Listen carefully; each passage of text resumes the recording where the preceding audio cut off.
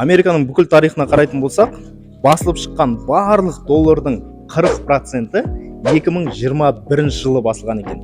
Тағы да уақыт беремін, елестетіп алыңыздар. Яғни бүкіл Америка тарихындағы басылып шыққан барлық доллардың 40%-і бір-ақ жылда басылған. 2021 жыл. Яғни ақша өте көп. Ол ақша қайда жұмсалды?